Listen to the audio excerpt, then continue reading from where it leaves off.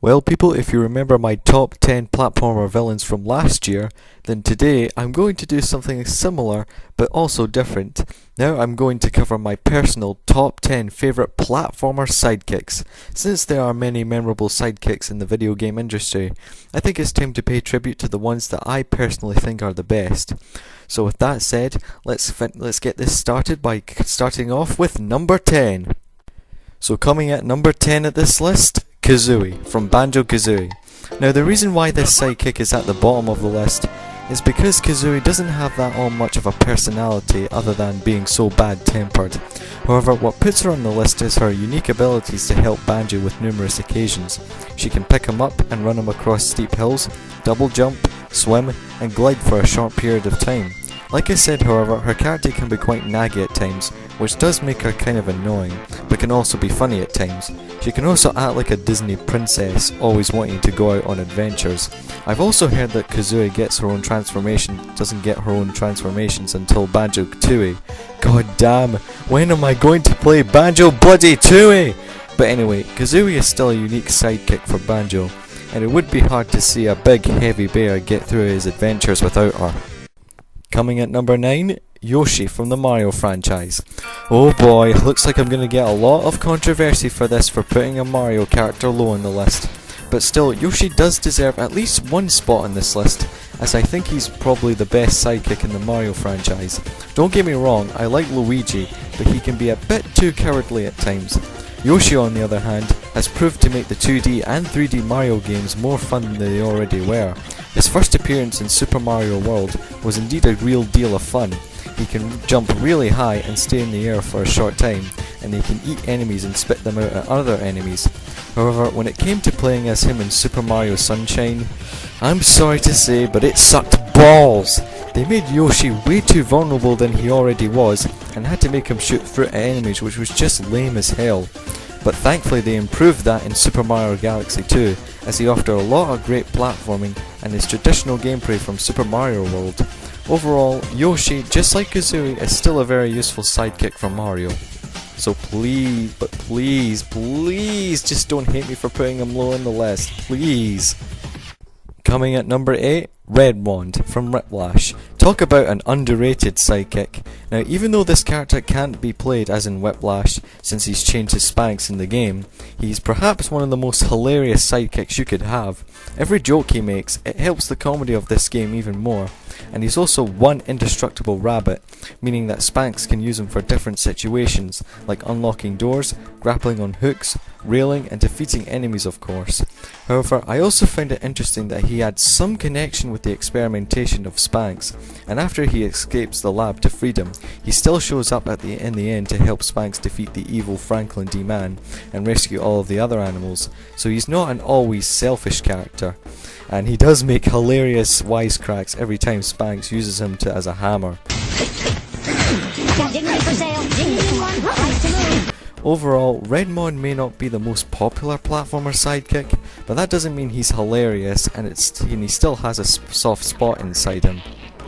Coming at number 7 on this list, Diddy Kong from the Donkey Kong series. Now, I may not be a big brainer when it comes to the Donkey Kong series, however, playing the Donkey Kong Country games, he does earn a suitable spot on this list. Diddy Kong is basically Donkey Kong's nephew, who serves as a supporting sidekick mainly in the Donkey Kong Country series. In the first Donkey Kong Country, he basically just played the sidekick role. However, in the second Donkey Kong Country, his spotlight grew even more when he became the star of the sequel trying to save his uncle, along with his girlfriend Dixie Kong. Although it was just a shame that he never appeared as a playable sidekick in the third one. I have to say, I like playing as Diddy Kong more than Donkey Kong because he's more agile and can jump higher, but there are enemies that he can't defeat, however. I also found it disappointing that in Donkey Kong Country Returns, he was only playable in multiplayer, which I thought was a real bummer. But regardless, Diddy Kong is definitely the perfect sidekick for Donkey Kong, and I don't think anybody could replace him for that.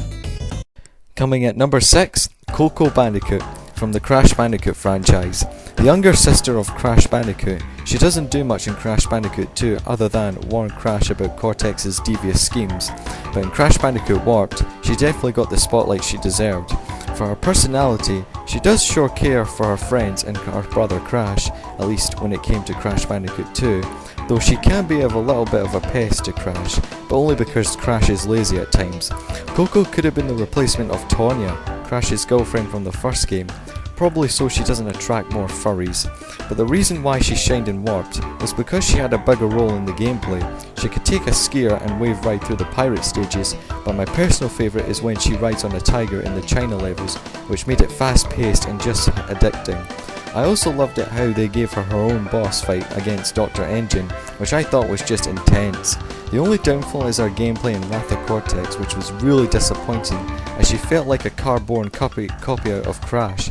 But regardless, Coco is still a great supportive sidekick, and her gameplay is Warped is more than makes up for it. Coming at number 5, Daxter from the Jak and Daxter series. Of course, being the Jak fan I am, I was definitely going to put Daxter on this list. He is the Otso buddy for Jak, who usually spends his time making sly remarks and witty wisecracks.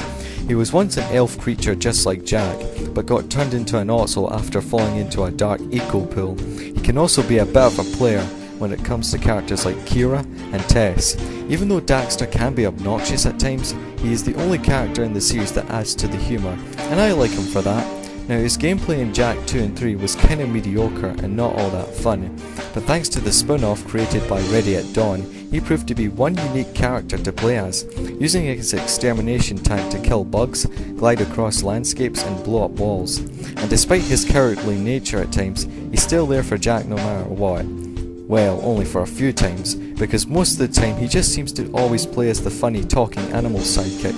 And even though I do think he's a funny character, I still think his and Jak's relationship is not as powerful as others. Also, the one thing I found confusing is at the end of Jak 3, the precursors were to grant him a wish, and instead of changing him back to his original form, he instead wishes for a pair of pants? So after all that trouble of trying to get him back to the way he was, he instead wishes for a freaking pair of pants? What the hell? But anyway, regardless of that, Daxter is still one funny and entertaining sidekick for the Jak series, and if Naughty Dog ever make Jak 4, please have the relationship between Jak and him be more stronger. Coming at number 4. Now when it comes to Spyro, Sparks is the one that takes the spotlight of Spyro's sidekick, and even though I find him a very useful sidekick as well, he's not my favourite. Oh no, this spot will be going to that cheetah himself, Hunter. This character just screams badass. What makes him the coolest character in the whole Spyro series is that he has many talents. He can be an archer, acrobatic, diver, monkey catcher, skateboarder, and pilot all in one character. Now how is that not awesome?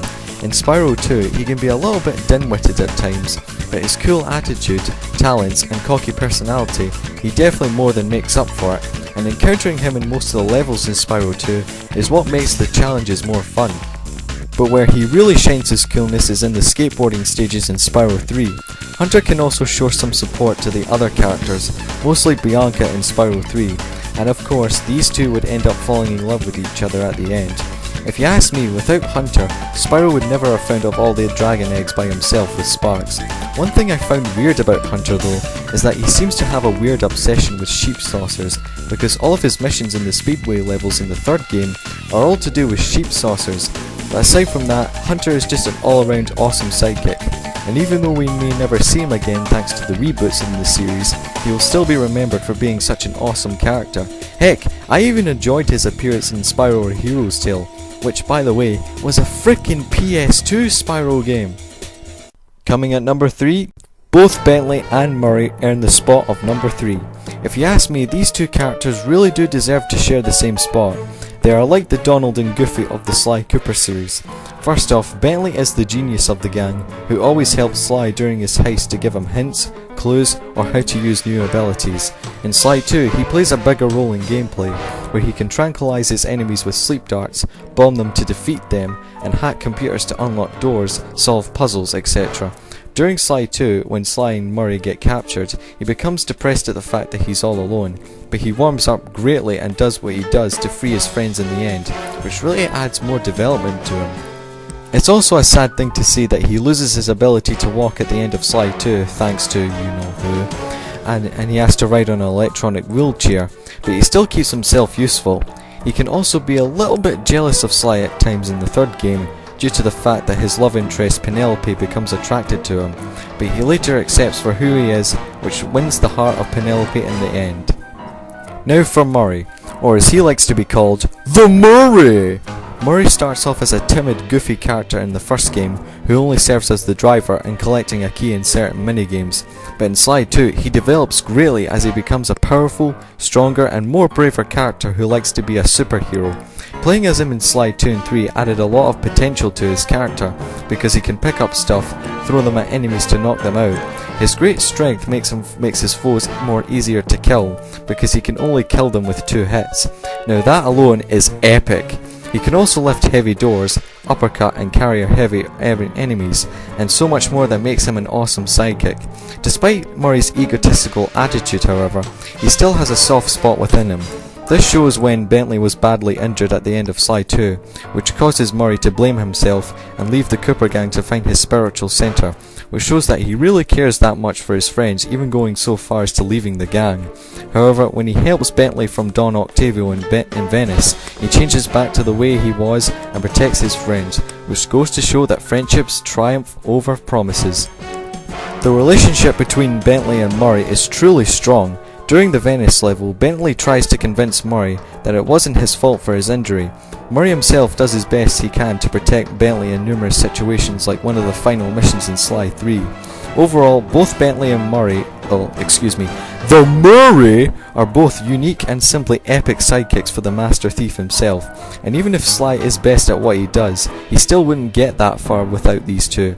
In other words, Sly couldn't ask for better teammates. Coming at number 2, now we all know that Sonic the Hedgehog has had many memorable supporting characters. Most people nowadays will go for Shadow the Hedgehog or Rouge the Bat as their favourite, but to me, not even these characters can be any more stronger or superior to the awesomeness that is Miles Prower, aka Tails. He was Sonic's first ever sidekick, and in my opinion no other Sonic character can take that position away from him. Tails is memorable for having 2 tails to help him fly like a propeller, and just like Coco and Bentley, he is a mechanical genius and can do a lot of other stuff that even the Blue Hedgehog can't do himself. Tails acts like a little brother towards Sonic, and he does whatever he can to help stop Dr. Eggman. However, when he's all alone without Sonic and there's a crisis, he grows his bravery and solves the crisis himself, and he becomes a hero of his own. Just like other sidekicks, I'm sure Sonic would not have saved the world numerous times without Tails' help. Even for his young age, Tails still does all this heroic stuff, which makes him one strong, developed character. It's disappointing to see that Tails has not yet had one good spin-off game that he truly deserves one. Sega, Sonic Team, if you're listening, please make a proper spin-off for Tails! And finally, coming at number 1 is Clank, from the Ratchet & Clank series. What a load of bullshit. Ah, shut up, Clank. Oh yes, any Ratchet & Clank fan will agree with me when I say Clank is definitely one hell of an epic sidekick. Why? Well, if you look at him, he's just a tiny little robot, but he does manage to do a lot of stuff for both Ratchet and the good of the universe. He can control robots and give them commands, turn into a giant version of himself, can help Ratchet glide and hover, get through smaller areas which Ratchet cannot, serve as a communicator in Ratchet Deadlocked, and even have his own TV show where he plays as a James Bond-like character known as Secret Agent Clank. Clank also has his fair share of hilarious moments and wisecracking humour, which makes him quite sly and badass. Also, Clank has not only saved Ratchet once, but numerous times in the series as well. His personality is much more stronger in the future series, as it shows more of his independence and responsibilities. He shows more responsibility when it comes to being the master of the Great Clock, trying to save it from anyone trying to use it as a time machine, ordered by his father Orvis. However, spoiler alert, in the end he still joins Ratchet in the end, and gives his position as the master to another robot, Sigmund. And let's face it, we all did feel sorry for him when he was left behind by Ratchet at the end of the first game. So with his powerful personality, incredible talents and caring attitude, Clank is one epic sidekick, and in my opinion he has more personality and nature than Ratchet himself. So that was pretty much my top 10 list of the Platformer Sidekicks. Hope you all enjoyed it, and I'll see you all in the next video.